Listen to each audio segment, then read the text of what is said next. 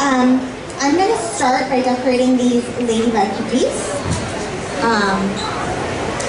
And these cookies are a little unique in that they have these adorable little like 3D ladybugs. I don't know if you can see them. They look like a ladybug's really sitting on the flower. And that's really the look I was going for. And so in order to get that look, we are going to make royal icing transfers and let them dry while we do the other steps of the process. So I will go ahead and get started with that. So to make a royal icing transfer, you're going to use wax paper or parchment paper and your icing. I'm going to use some pretty thick icing here to try to get them to kind of balloon up. So I'm going to switch out my tips just because these are dried tips. Royal icing crusts pretty quickly, so these tips were from the earlier demonstration, so they're clogged at this point. So when you start again from not decorating, you need to switch out the tips.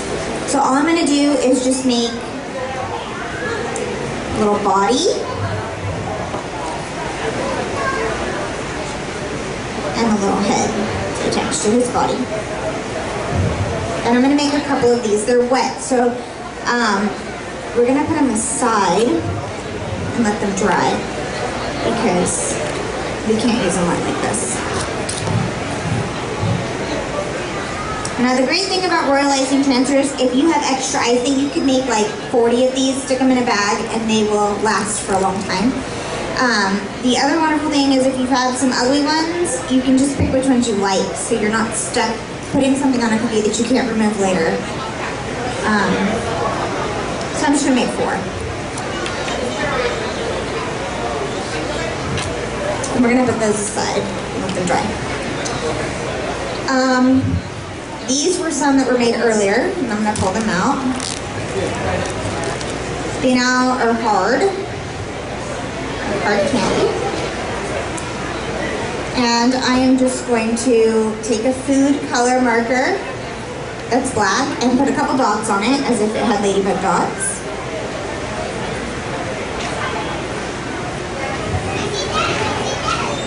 And this one as well.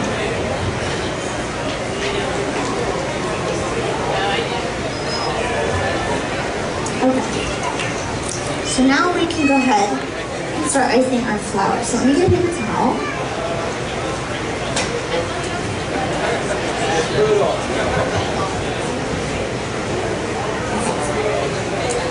So I have this is some pretty thick royal icing. It's kind of like an outlining type icing with a number 2 tip on the bag, and I'm just gonna put a circle in the middle as if it's like the center of a daisy.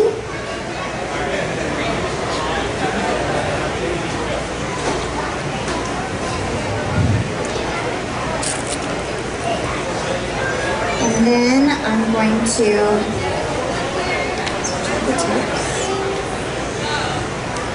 and then I'm going to draw the outlining of the daisy. So if you look at this cookie, none of the petals touch.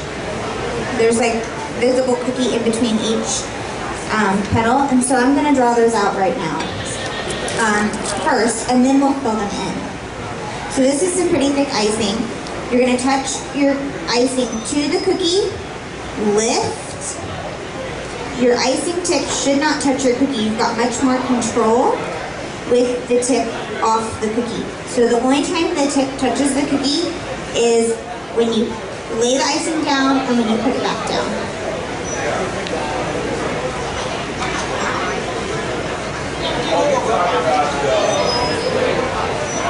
It's much easier to draw a straight line with icing than it is with a pen because it's just a matter of moving at the same speed that you're squeezing and touching it down in 2 points.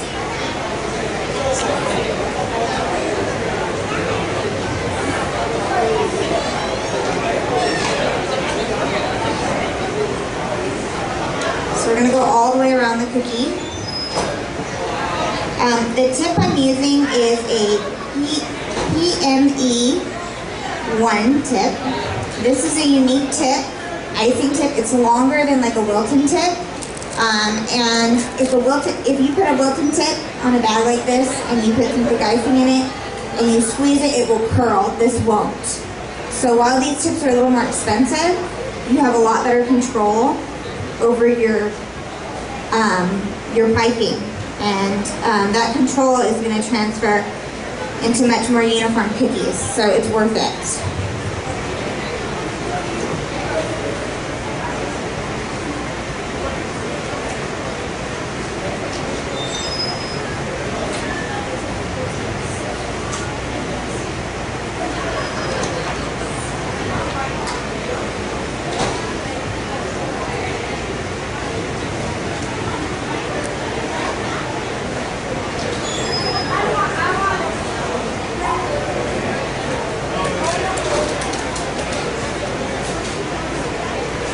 Okay, so now all of our petals are outlined. We're gonna fill them in.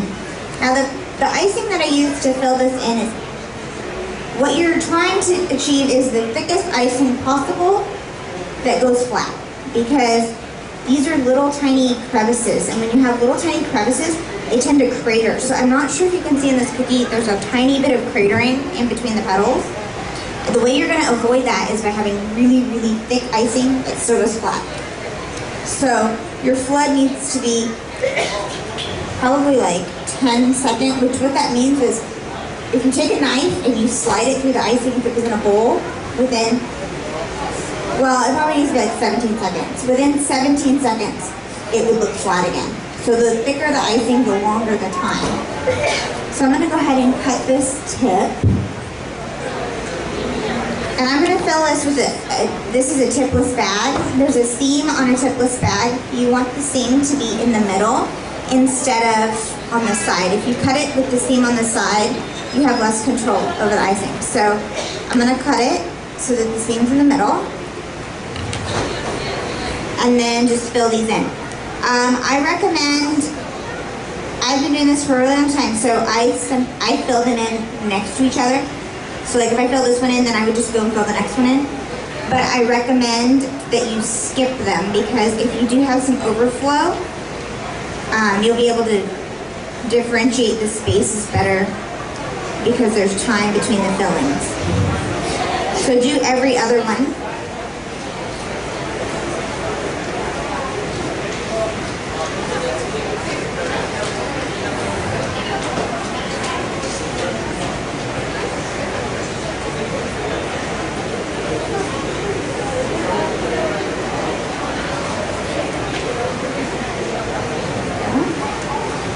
And my icing is really thick, so there's a couple peaks in here that you can kind of see. And we don't want those. Nobody likes a pointer, so we're going to push those back in.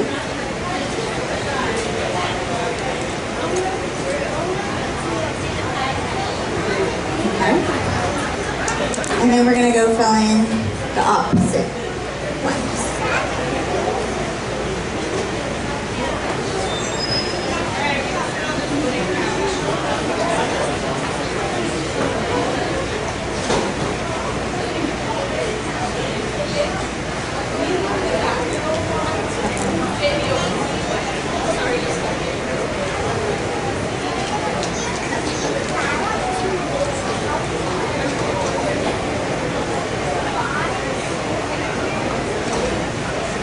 One nice thing about these royal icing transfers as you're icing this is if you do have a mistake, you can just stick the ladybug on top of that mistake on whatever petal. So I put like 2 ladybugs on a flower before because it was 2 mistakes on the flower. So you can hide things nicely.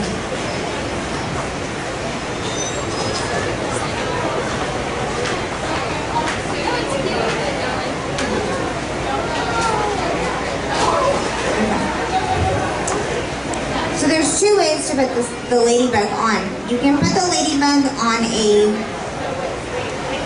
wet icing, or you can wait for the cookie to dry and then use icing to glue the ladybug on. If you're gonna do the gluing method, I'd recommend using white icing under the ladybug, because when you use red icing and then you smash the ladybug on there, you see the red like squish out, and you just want a little tiny dot.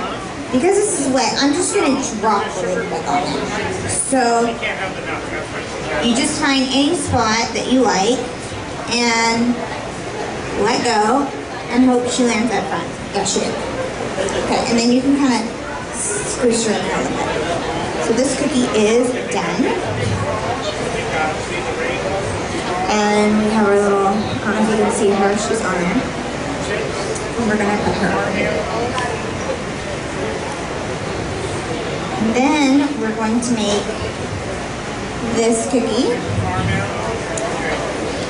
And to make this cookie, we're first gonna outline, this is actually a balloon cutter, it's not a ladybug. A lot of the times the cutters I use are not really what they're supposed to be. You get some colored pencils out and just sketch outside the line of the shape, and you realize you can make so many things out of cutters that it's not what it's actually intended to be. So I'm gonna draw a line across, and then make a little space for her wings. And go around.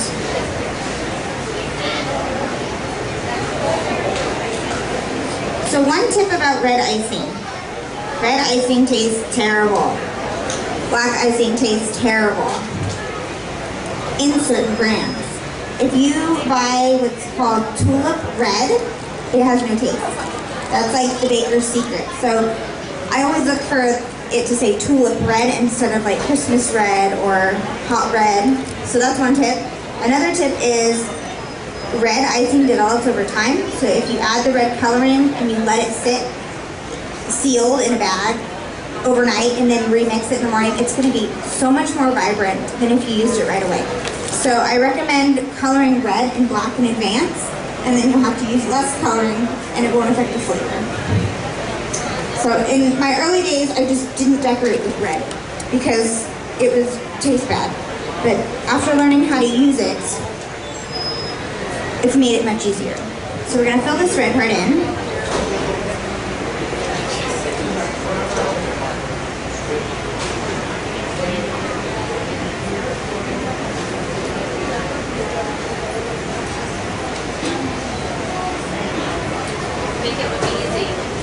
It is easy.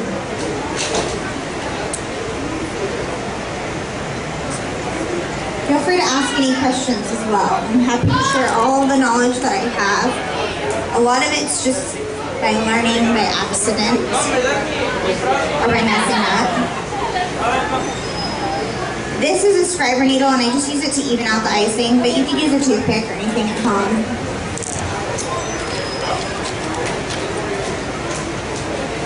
Now I'm going to outline the upper section of the ladybug. This is a PME 1.5 tip, and just over the top of the ladybug. And then I'm going to make her little, is my hand in the way? My hand is totally in the way. Here, how's that? Is that better? Okay.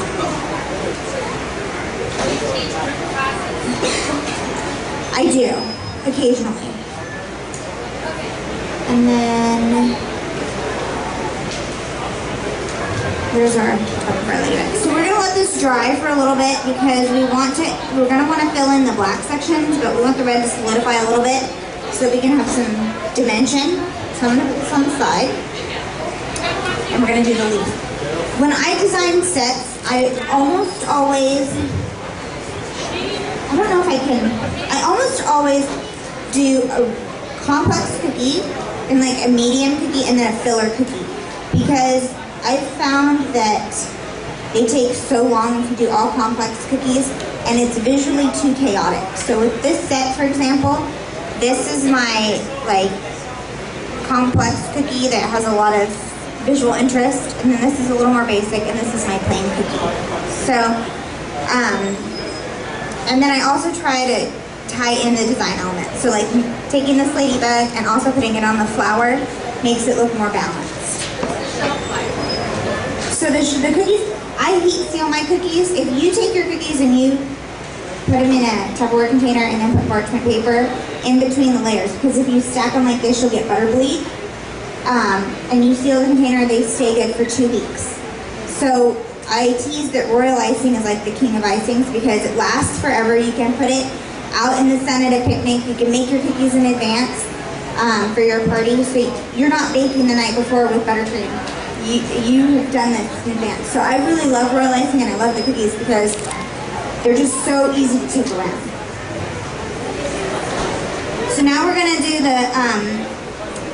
the leaf. I'm just gonna ice one side of the leaf because we want to create that dimension.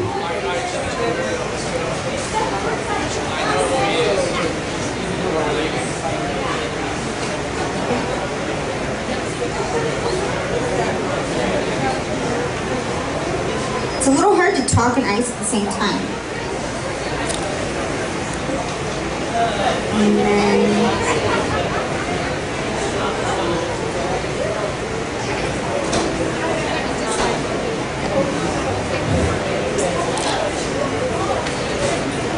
you can also shake your cookie if you feel like the icing isn't flattening out. I mentioned before, some people shake them, some people use this. Some people tap them, like they drop them. I've had a lot of breakage dropping them, so I don't do that, but some people do. I think it really depends on the shape of the cookie that you're working with.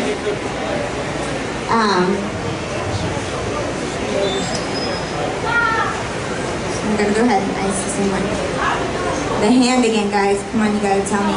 There we go. All right.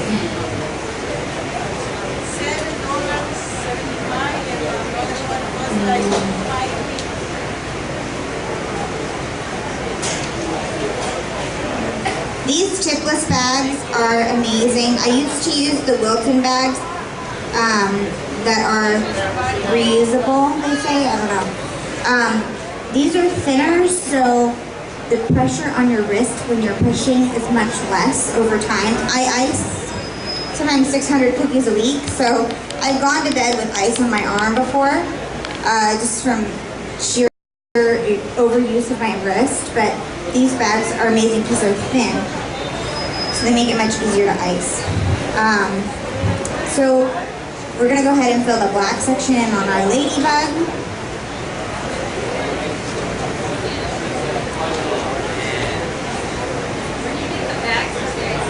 So I get the bags on the icing from eBay. They are $2.30 for 100. So, and you can just chuck them in the trash after they're done. So you don't have to clean them, it's wonderful.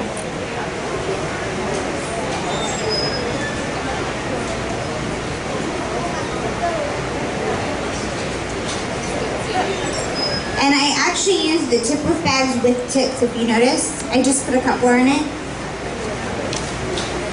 And then when I go to clean them, I just cut them with scissors and pull the coupler out.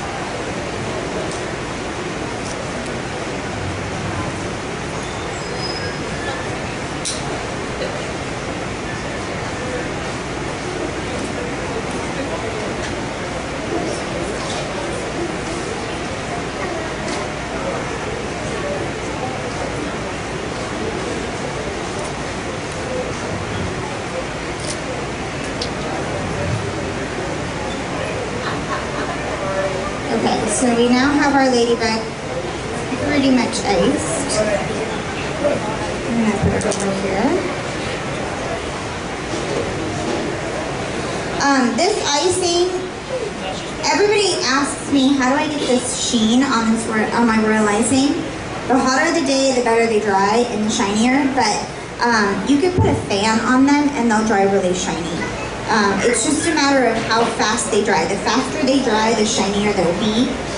The girls that do cookies out of Arizona have the shiniest cookies. I'm envious. And the poor girls out of Texas with the humidity, not so much. So a lot of it has to do with the humidity and the drying time. I'm going to outline the second section.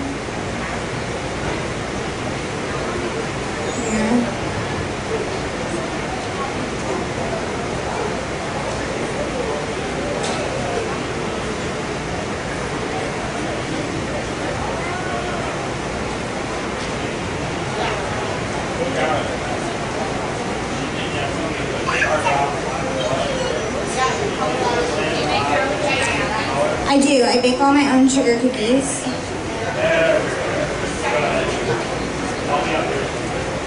And people always ask me how I get them to be crisp, like not crisp, but the right shape.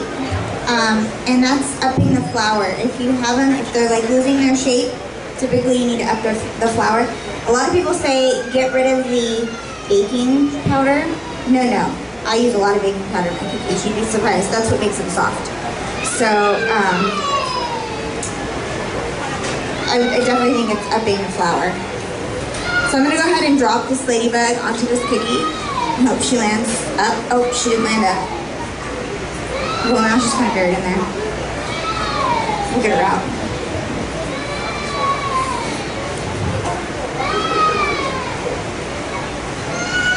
Okay.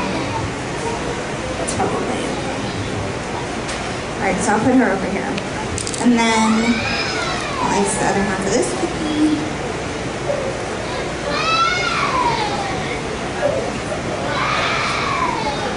Usually when I drop ladybugs or royal icing transfers into something, I do it with some tweezers, baking tweezers. You have more control that way. Oh, my hand, I'm sure I'm in the way.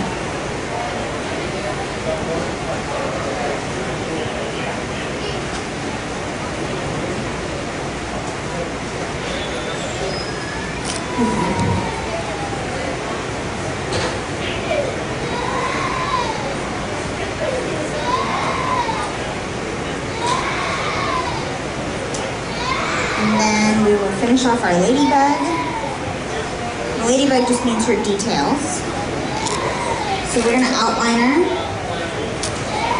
A few lines on a cookie, detail lines really make the difference. So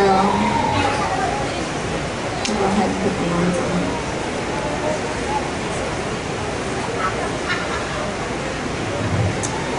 Okay, so I'm just gonna outline here. How much is my hair? Wait, not too much.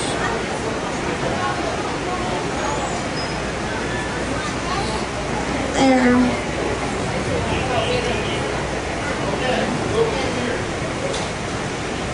And the dots I did on her are kind of whimsical, so she doesn't have to be symmetrical.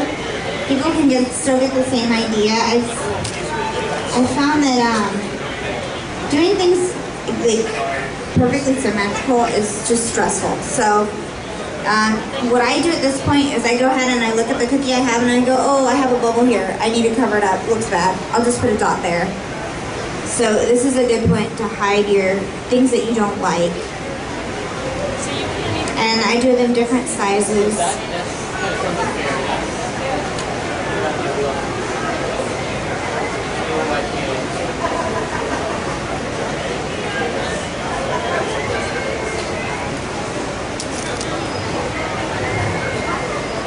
And then, if you notice, each time I pick up an icing bag, I kind of have to squeeze it to get that crusted icing because this icing crusts so quickly. When I'm doing these, typically, I do a whole sheet. So the step that I'm doing, I do for 20 cookies, and then I switch bag, just to save time. But one at a time, you have to keep kind of cleaning the tips. We're gonna just outline ladybug.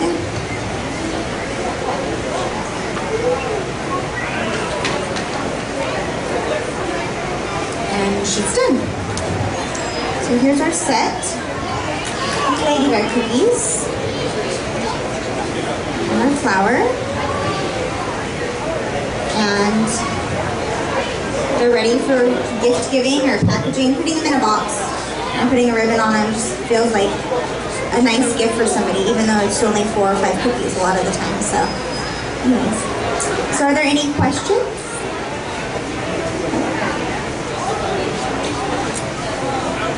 So I can either,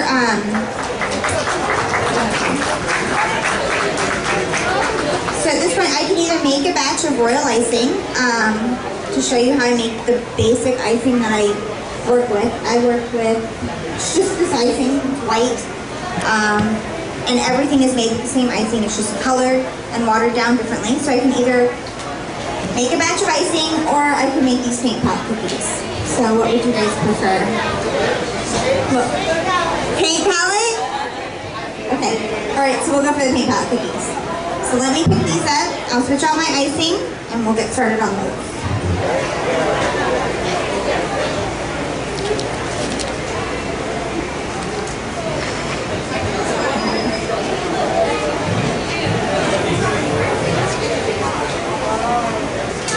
And you can take a look at the other cookies we have on display over here while I set up the paint palette cookies like.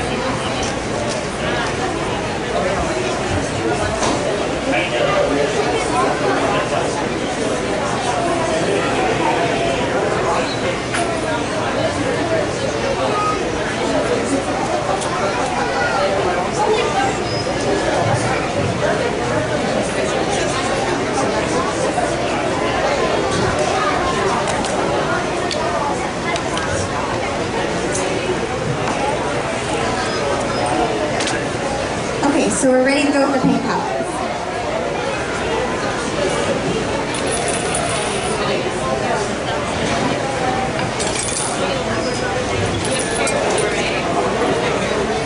So now I'm going to go ahead and make these paint palette cookies with the wood grain and the paint brushes. So I'm going to start out by icing the base of the cookie.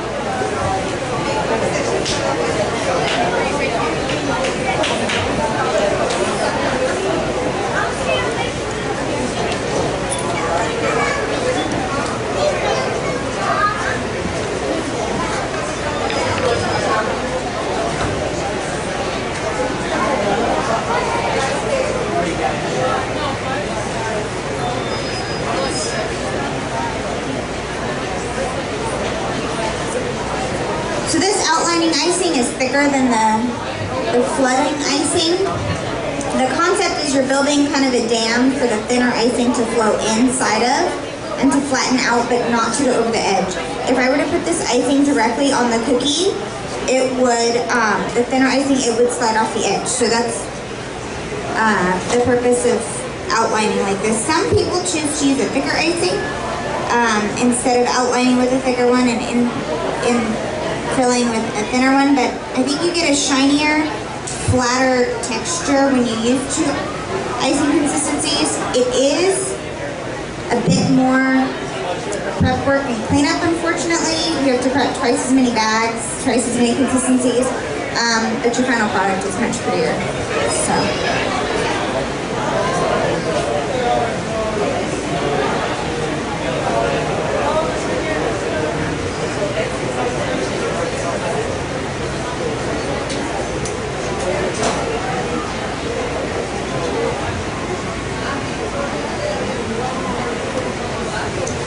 And then we're just going to fill these in.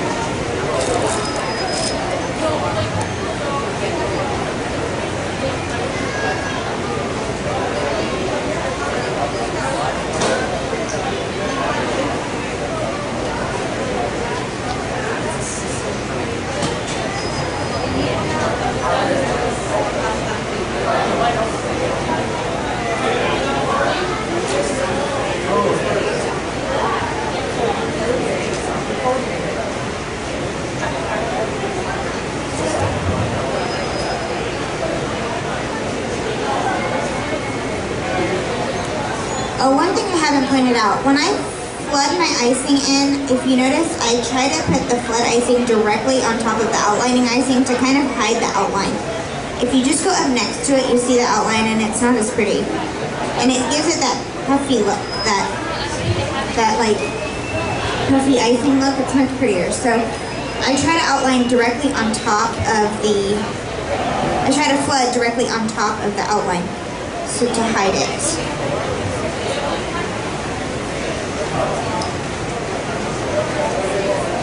So these cookies, so this is the base for the paint palette and the paintbrush, and you're gonna have to let these dry typically about 8 hours before you can do the detail work on top. I have dried ones over here that are already ready, and we're gonna go ahead and airbrush these with the wood grain. So I'll put these aside. But normally you don't want to airbrush until this is dried for about 8 hours, because the moisture in the center of the cookie will create a bleed in the wood grain, and it won't be as pretty. So I have my airbrush over here. Here's the detail. It seems like a lot to buy an airbrush to decorate a couple cookies for a kid's birthday party.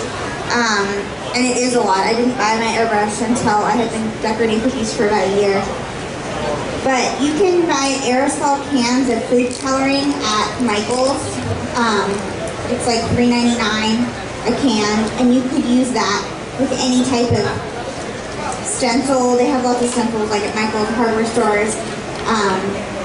And you can also just draw this on with like a brown marker. The cookies I did that are on this banner here, I drew that wood grain stencil with a marker. So I didn't have a wood grain stencil at the time. So, but for the sake of the demonstration, it's much easier to just spray it. So, this is just my stencil. I'm gonna put it so that the wood grain's going up and down.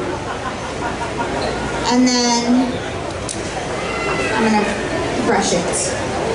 So I have put brown food coloring in this. If you're curious as to what it is this Americolor warm brown food coloring. Amerimist is the airbrush stuff.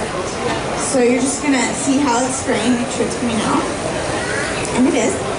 And I'm just going to spray in the direction of the stencil lightly, because we're gonna do 2 coats. If you spray hard, what happens is the air goes up underneath the stencil and it creates like a fuzzy appearance in the wood grain instead of a crisp appearance.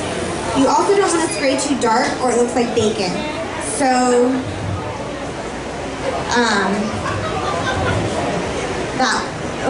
there we go. So that's kind of the first one. The other thing I noticed on this one is I sprayed it kind of up and down, but it probably would have looked more natural if it was sprayed in a different direction on the paint palette, because paint palettes usually have it kind of going diagonal. So I'm going to spray it kind of diagonal on this one because I didn't like the way it looked there. So a lot of it's just trial and error.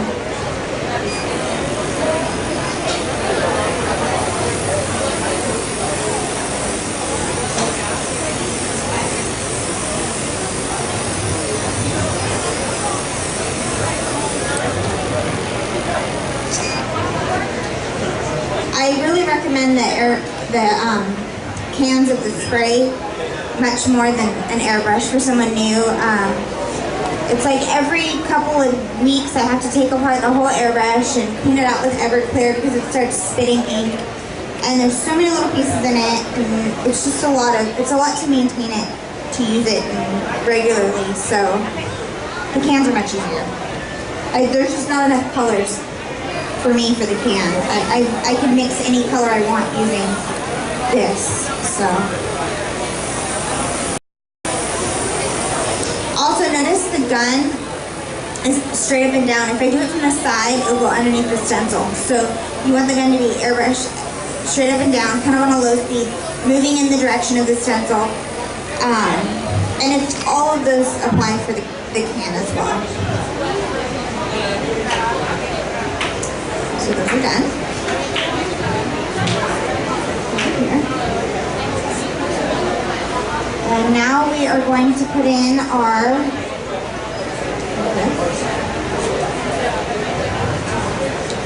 Now we're going to put in the bottom section of this yellow section of our paintbrush.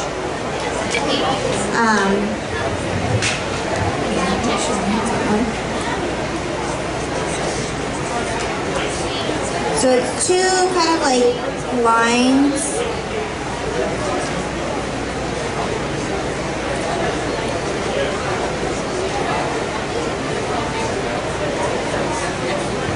So we're going to do the first line, and then we're going to let that one dry a little bit while we do the second line to create the dimensions, because like I was saying, the icing crests pretty quickly in the tip. It also crests pretty quickly on the cookie. So we do use it to our advantage often. So I'm going to let that sit for just a couple minutes. This icing is pretty thick, so it will be crested by the time I finish this one.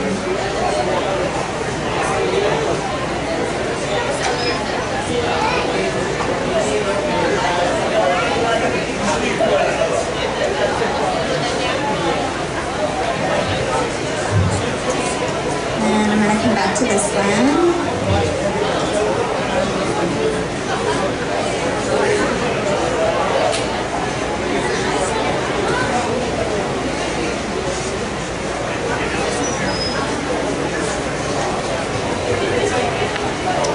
And can you see that dimension there? That's what you're going for.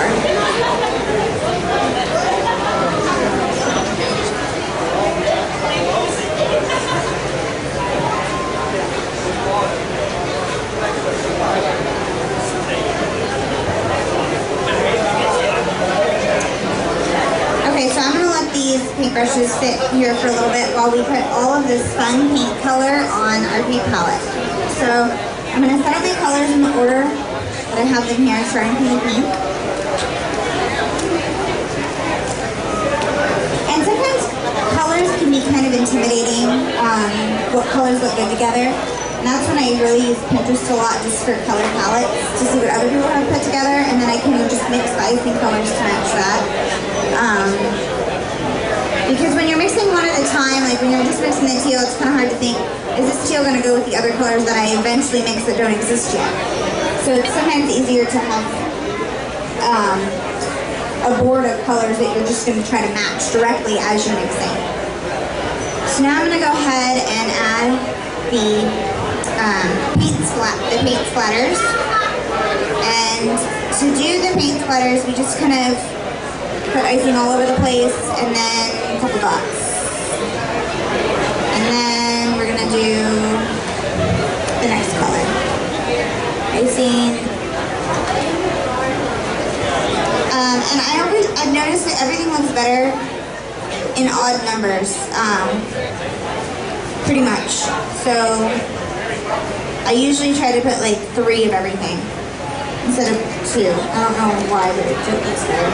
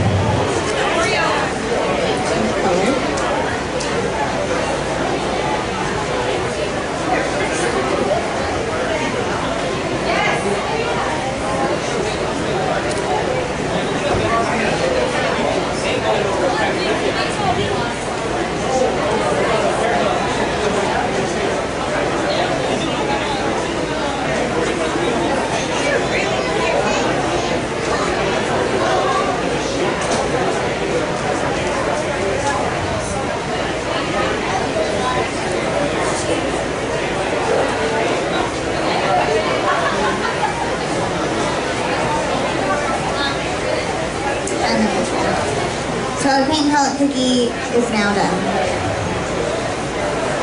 Put that aside, and then we're just going to do our black section of our paintbrushes. So let me grab the black.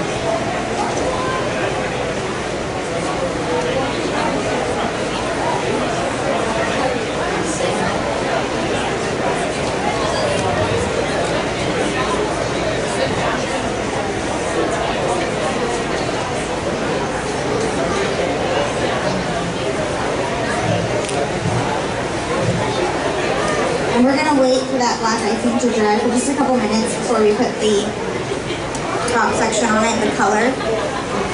And I will ice this one while that's drying for a couple seconds.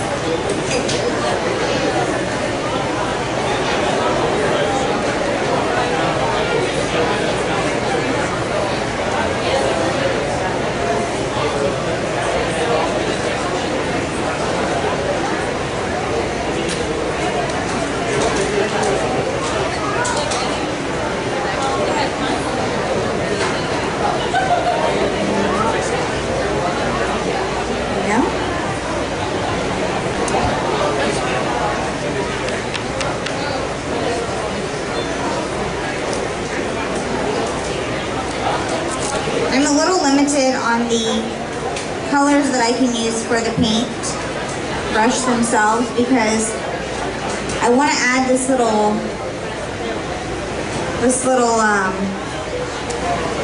detail line, and this little detail line is made with thicker icing. And so the only two colors that I have the thicker icing in right now here is the teal and the pink. And so when you're mixing your icing, you would have to plan for which one you're going to use in that section because you need a thicker icing to give that feathered look. Just a little line on a cookie can add a lot of detail. And we'll kind of see all that come together here when I add the paintbrush lines and the paint line that I was just showing you.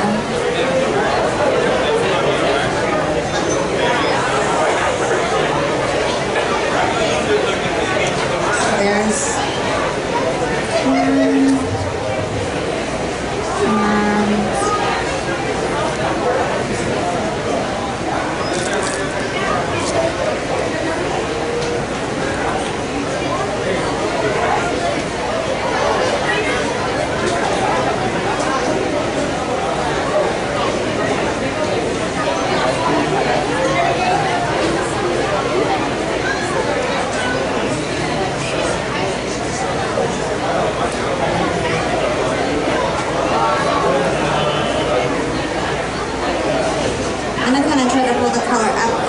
one, so that it really looks like there's pink on top of it.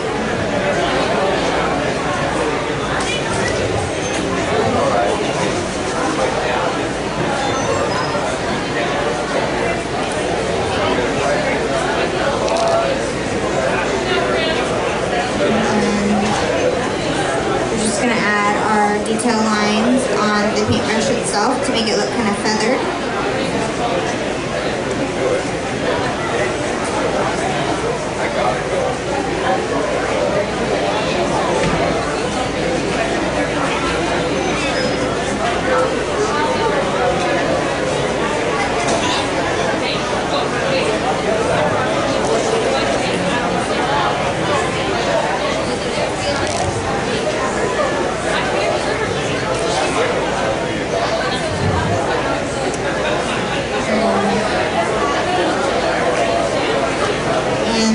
Paintbrush cookie is finished, and I'm just going to add the same lines onto the teal cookie.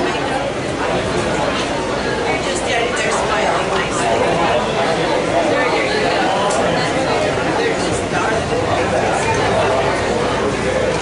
Yeah, that's right.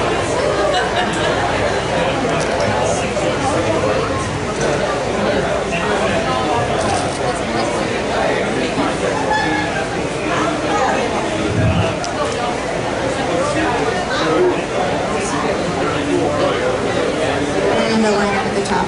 And so here's our full set of paint pot cookies. Finished.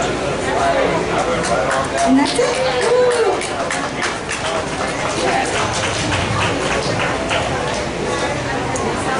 So are there any questions? Questions? Yeah.